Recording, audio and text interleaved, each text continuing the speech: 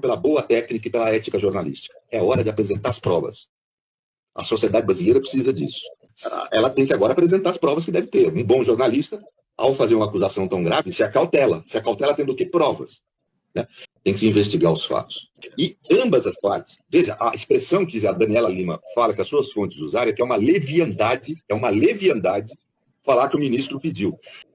Não vejo que o ministro tenha criado algum tipo de desvio na nota dele. Aliás, ele confrontou claramente a informação dada pelo jornal o Globo, pela sua jornalista.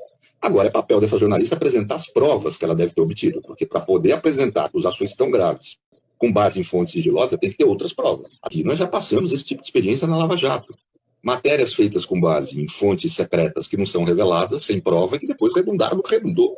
A maior tragédia da história do sistema de justiça brasileiro. Mas aguardamos, porque a acusação é muito grave. E essa acusação é negada pelo ministro e negada pelo Banco Central.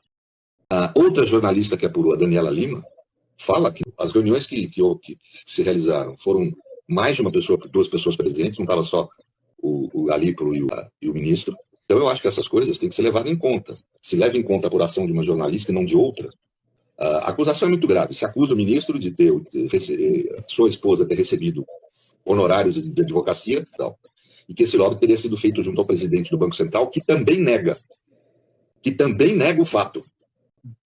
Né? Então nós temos as duas pessoas que teriam participado da conversa negando. Que surpresa, mulher de ministro advogando com honorários tão significativos. Né? Mas será que a gente teria tão surpresa se fosse a esposa que fosse a ministra? E o marido fosse o advogado?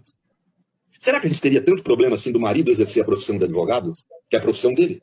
Pela boa técnica e pela ética jornalística. É hora de apresentar as provas. A sociedade brasileira precisa disso.